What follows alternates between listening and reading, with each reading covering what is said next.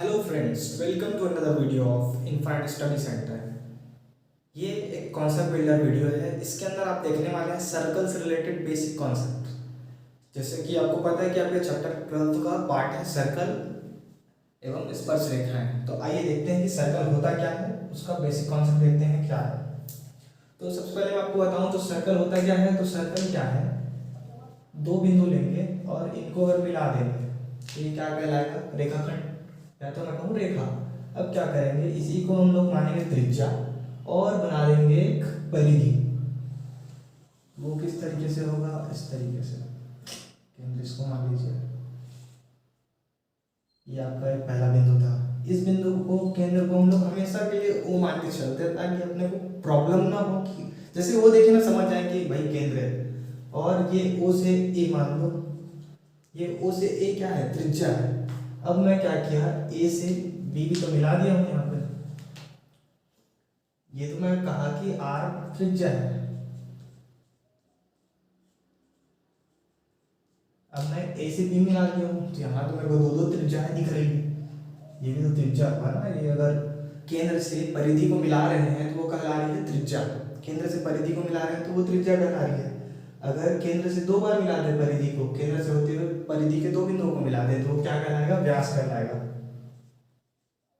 व्यास, इसी को बोलते हैं दो गुना त्रिज्या। तो ये तो क्लियर हुआ हमको। अब देखते हैं एक और चीज, जीवा बोलते हैं जिसको। अगर मैं परिधि पे स्थित किन्हीं दो बिंदुओं को मिला दूं, इसको सपोज मान लीजिए ये दो बिंदु है पी और क्यू है। इन दोनों बिंदुओं कहाँ पे स्थित है, परिधि। परिधि वृत्त की परिधि पे स्थित है। तो इन दोनों बिंदुओं को अगर मिला दूं तो इसको बोलते हैं जीवा।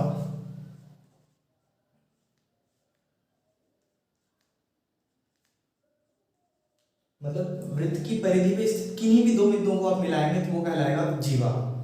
तो कुछ लोगों को डाउट हो सकता है कि अरे यार यहाँ तो ए भी जीवा हो सकता है।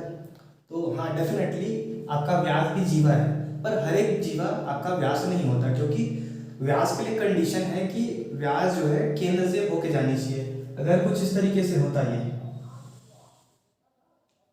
पी आर मान लीजिए इसको, तो ये पी आर डेफिनेटली आपका जीवा तो होता ही, व्यास भी होता साथ में। अब कुछ और बेसिक कॉन्सेप्ट देख लेते हैं वृत्त से रिलेटेड। तो वृत्त में हम बात कर रहे थे परिधि की। कुछ लोगों को डाउट आ सकता है ना यार, परिधि कैसे निकालना होगा। परिधि तो समझ गए कि वृत्त का ये जो आउटर पोर्शन है, इसका जो बाउंड्री है वो तो हो गया आपका वृत्त की परिधि। पर इसकी लंबाई अगर मेरे को निकालनी हुई, मान लो मैं इस रस्सी से बनाया हूँ, एक रस्सी से मेरे को 5 सेंटीमीटर का कोई बनाना है वृत्त जैसा, तो उसके लिए मैं क्या रेडियस डालूंगा। तो उसके लिए एक फॉर्मूला है परिधि का। परिधि का फॉर्मूला होता है 2 पाई आर। अब डाउट आ सकता है कि पाई की तो बहुत सारी वैल्यूज होती है, यहाँ पे क्या लेंगे। तो यहाँ पे मैं आपको दो वैल्यूज सजेस्ट करूँगा। पहला तो 22/7, जो अमूमन हम 10th के आपके पूरे चैप्टर में यूज़ करने वाले 22/7। कहीं कहीं भी आपको मन किया तो आप यूज़ कर सकते हैं 3.14। इसी को डिवाइड करने पे ही आता है 22/7 को। पर ये 2 डिजिट तक की आपकी एक्यूरेसी मेंटेन कर रहा है यहाँ तक। अब कुछ लोगों को डाउट आ सकता है कि इसका ये क्षेत्रफल क्या होगा, वृत्त के अंदर का क्षेत्रफल क्या होगा। तो वृत्त का जो क्षेत्रफल है वो होता है पाई आर का स्क्वायर। पाई आर का सिंपल, जस्ट पाई आर का स्क्वायर। वैसे आपको यूज नहीं करना पड़ेगा, पर जानकारी के लिए आप ये अपने माइंड के अंदर रखिए। अब थोड़ा और आगे बढ़ते हैं और आपको बताता हूँ मैं वृत्त से रिलेटेड कुछ और जानकारियाँ। तो उसके लिए आप एक और वृत्त बनाइए कुछ इस तरीके से। अब इस वृत्त को अगर दो पार्ट में तोड़ दें हम, यहाँ पे अगर एक बिंदु होता ए, यहाँ पे एक बिंदु होता बी, और इन दोनों को ऐसे मिला देता हूँ, तो ये वाला जो है ना, इसको बोलता मैं लघु वृत्तखंड, और इसको बोलते हैं दीर्घ वृत्तखंड। लघु जो छोटा है लघु, जो बड़ा है वो दीर्घ। अब हमको तो पता है कि यहाँ पे केंद्र भी होता है। अब एक और बात आप समझिए, अगर इस केंद्र से मैं बिंदु ए और बी को मिला देता तो ये पूरा पार्ट कैसे टूट जाता। तो इसको बोलते हैं त्रिज्याखंड। तो ये छोटा वाला है, इसको बोलते हैं लघु और त्रिज्याखंड। और ये जो बड़ा वाला पोर्शन दिख रहा है ना, ये इधर से, इसको बोलते हैं दीर्घ त्रिज्या, दीर्घ त्रिज्याखंड। बेसिक कॉन्सेप्ट है, एकदम बेसिक। आपको हो सकता है इसका जरूरत पड़े भी ना, पर आप इसको जानिए। अब एक और चीज आपको समझ लेना क्या है इसमें, कि ये अगर केंद्र है और केंद्र से परिधि पे अगर मिलाई जाए, केंद्र को परिधि से मिलाई जाए, तो ये क्या कहलाती है, इसकी त्रिज्या। तो जब यहाँ से पता चला कि ओ ए त्रिज्या है, तो क्या ये ओ और बी भी त्रिज्या है? हाँ भाई बिल्कुल, ओ भी त्रिज्या है। अब मैं आपको एक और बेसिक कॉन्सेप्ट बताता हूँ त्रिभुज से रिलेटेड। त्रिभुज तीन तरीके के होते हैं बेसिकली, आप देखेंगे तो एक तो होता है समबाहु,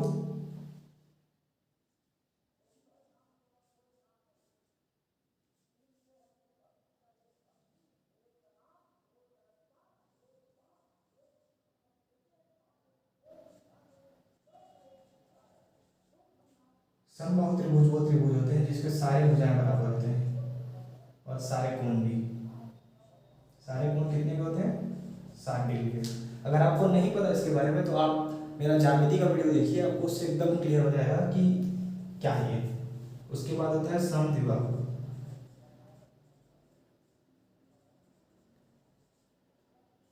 जिसका हम वृत्त के चैप्टर में यूज करने वाले हैं। इसमें ये दोनों भुजाएं बराबर है, तो इन दोनों भुजाओं के करस्पॉन्डिंग जो कोण होते हैं, करस्पॉन्डिंग मतलब ये यहाँ से, ये यहाँ से, तो ये अगर थीटा होगा तो ये भी थीटा होगा। मतलब जो बराबर भुजाएं हैं वो जिस एंगल पे होंगे वो एंगल भी सेम होंगे, मतलब वो कोण भी बराबर होने वाला है। तो ये समबाहु त्रिभुज का प्रॉपर्टी है। इसको हम लोग भयंकर तरीके से यूज करने वाले हैं इसके अंदर, एकदम खतरनाक। आपको एकदम बेसिकली अगर समझना है तो आप यहीं से देख लीजिए। आपको दो त्रिज्या दिख गया ना, तो ऐसे जहां पे भी दो त्रिज्या आएगा तो वो डायरेक्टली शिफ्ट कर जाएगा समद्विबाहु के कॉन्सेप्ट पे। अब एक होता है विषमबाहु, जो ज्यादातर हमको देखने को मिलता है विषमबाहु त्रिभुज, जिनकी ना कोण बराबर ना भुजा बराबर, ये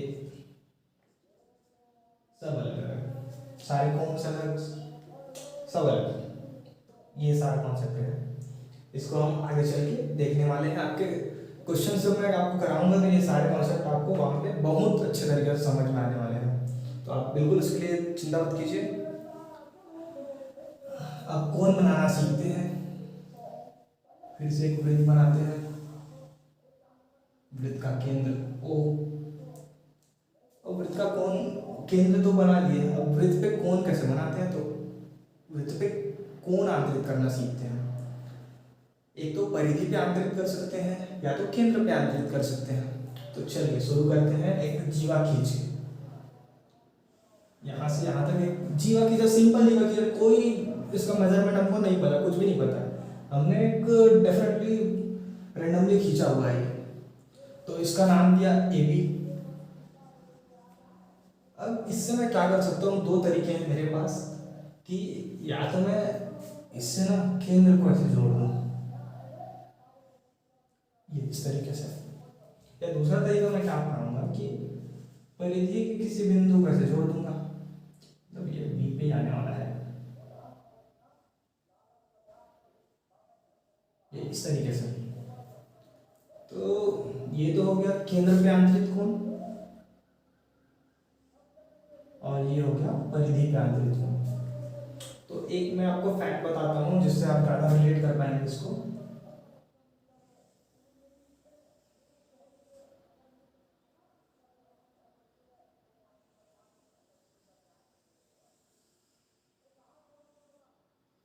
अगर ये जीवा है, इस जीवा का आप परिधि पे जितने भी कोण आंतरित करेंगे ना,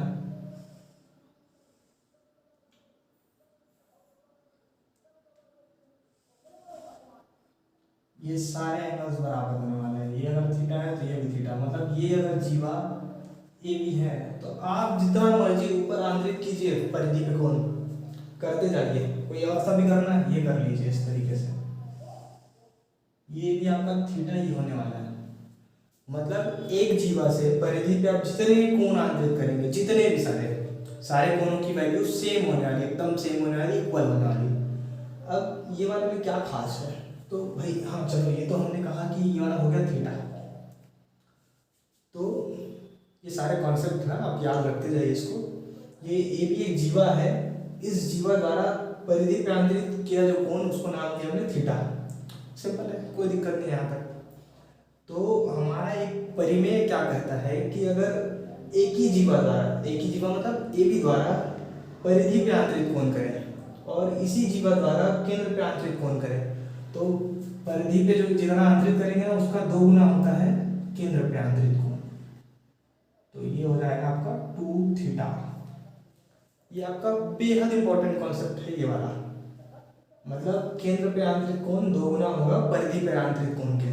परिधि पर आंतरिक कोण थीटा है तो केंद्र पर आंतरिक कोण 2 थीटा होगा। इससे रिलेटेड ढेर सारे क्वेश्चंस आपके आने वाले हैं। आप आगे जब देखिएगा तब समझ में आएगा कि ये क्या है, क्या चीज़ एक्चुअल में, कि भाई ये केंद्र पे आंतरिक कोण परिधि पे आंतरिक कोण चल क्या रहा है। आपको अभी के लिए समझ में नहीं आएगा, ये बेसिक कॉन्सेप्ट आप समझिए। इसका जब हम थ्योरम करेंगे तो आपको और बेहतर तरीके से क्लियर हो जाएगा। अब आपको एक और कॉन्सेप्ट बताते हैं चक्रीय चतुर्भुज का। ये इस तरीके से हम बना लिया वृत्त, बना लिया वृत्त, नॉर्मल है तो बनाते ही है। अब क्या होगा कि इसके अंदर चतुर्भुज बना दें। ऐसे मान लो मैंने चतुर्भुज बना दिया,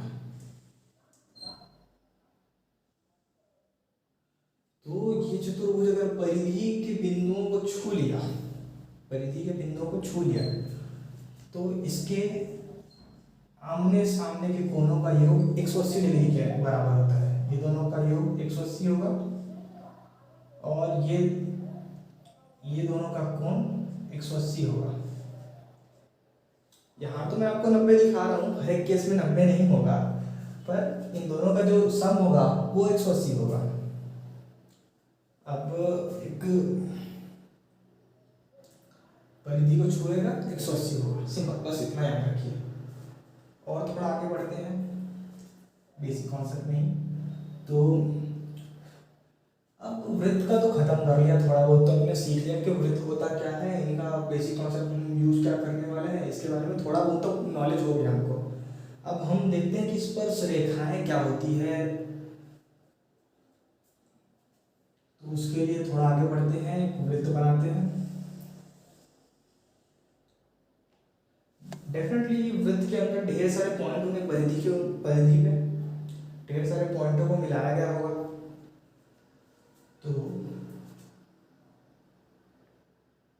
इसके ऊपर अगर मैं इस तरीके से लाइन खींचना शुरू करूंगा, रेखा पर,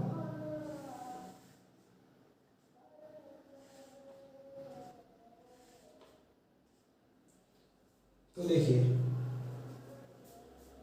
ढेर सारे रेखाखंड हमने खींच लिए, ढेर सारे खींच लिए। वृत्त की छेदक रेखा, वृत्त की छेदक रेखा, जितनी भी रेखाएं वृत्त को काट के जा रही है वृत्त की छेदक रेखा कहलाती है। अब देखिए ये वाला ना वृत्त को एकदम छू के जा रहा है, छू के मतलब स्पर्श करके जा रहा है, इसको बोलेंगे स्पर्श रेखा।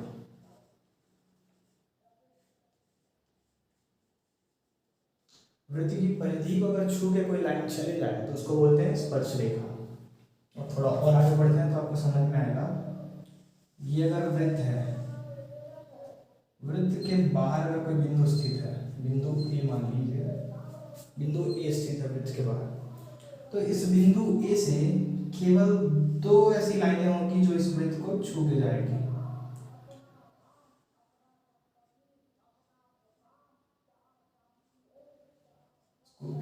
इसको क्यू नाम दे दीजिए, और इसका केंद्र जो होगा इसको ओ नाम देते हैं हर बार। तो हम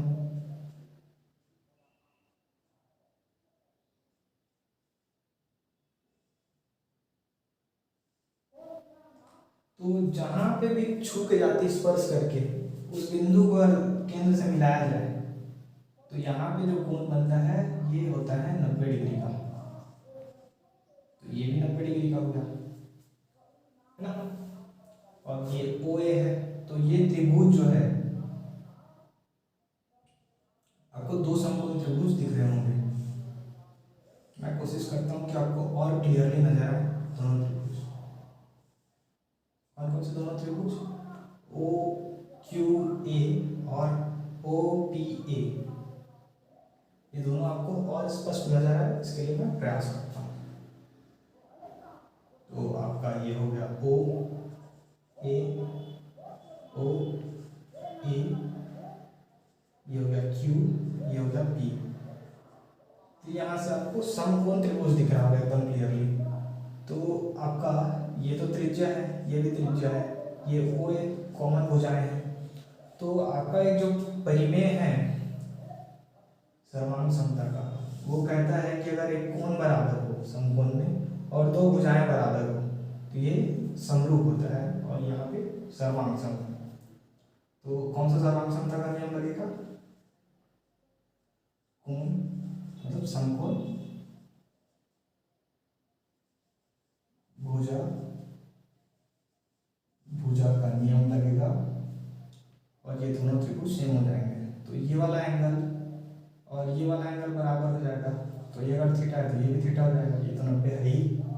और ये अगर एक्स है तो ये भी एक्स हो जाएगा। तो ये आप अपने बैक ऑफ द माइंड रखिए, ये आपको क्वेश्चंस में काम आने वाले हैं। जीवा से रिलेटेड और बेसिक कॉन्सेप्ट आपको मैं बताता हूँ, इसको आपको जानना बहुत जरूरी है।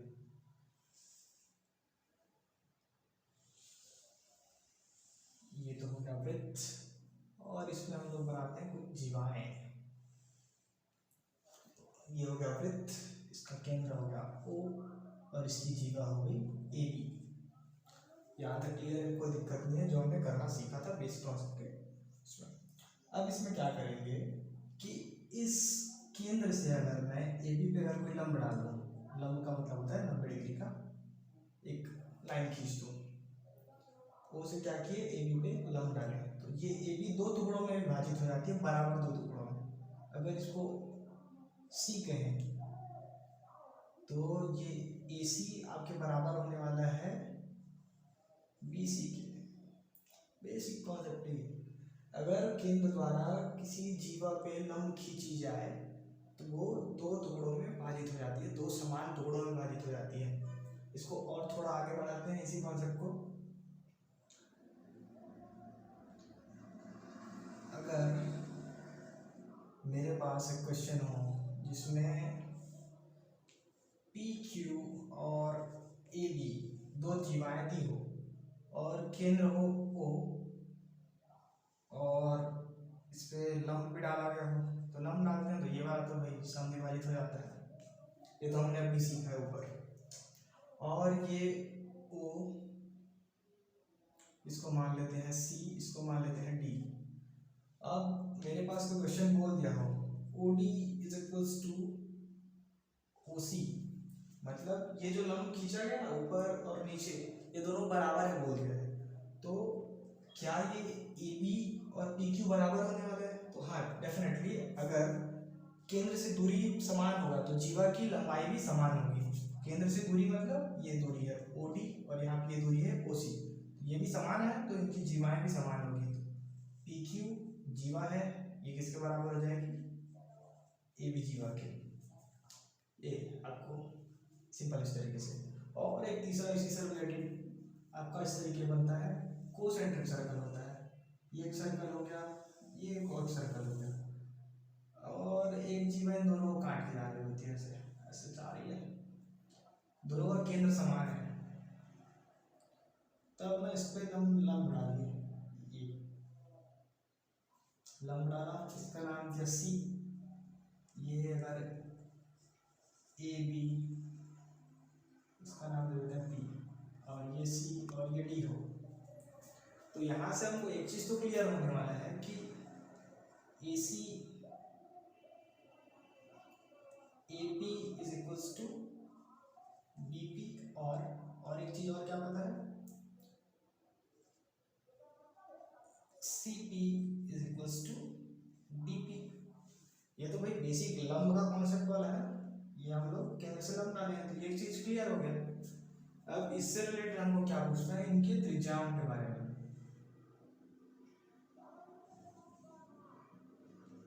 ये वाला बड़ा त्रिज्या, ये वाला छोटा त्रिज्या, तो इन त्रिज्याओं के बारे में पूछ लेगा, या तो फिर ये जो दूरी है इसको कैसे निकालेंगे एसी, उसके बारे में पूछेगा। बेहद सिंपल कॉन्सेप्ट है, आपको यही वाला कॉन्सेप्ट लेके चलना है और आप ये वाला बना लेंगे बहुत आसानी से, क्योंकि आप ये दोनों चीज़ें आपको पता होंगी इस त्रिभुज के केस में। और ये आपको पता ही है, ये जो लंब है, या तो ये लंब की दूरी निकालने बोलेगा या त्रिज्याओं की दूरी निकालने बोलेगा। तो इस तरीके से बेसिकली त्रिभुज के आपके इस तरीके से बेसिकली वृत्त के आपके चैप्टर में इसी तरीके का आपको देखने के लिए मिलने वाला है। तो छेदक रेखा कुछ इस तरीके का हो, मान लो ये और ये ए बी, इसको पी नाम दीजिए, इसको क्यू, और इसको ओ नाम दीजिए, आर नाम दीजिए, इसको आर। तो ये छेदक रेखा से रिलेटेड क्वेश्चन है, इसमें किस तरीके का कॉन्सेप्ट आपको यूज करना है एकदम डेफिनेट तरीके से वो आप समझिए। तो इसमें ये जहाँ पे प्रतिच्छेद किया उस बिंदु से रेखाओं की दूरी का गुणा करना है। तो ये ए आर मतलब ये, तो आर ए गुणा आर बी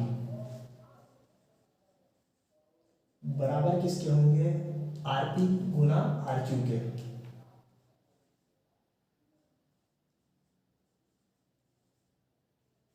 बस ये आप एक कॉन्सेप्ट याद रखिए, इससे आपके सारे क्वेश्चन बन जाने वाले हैं।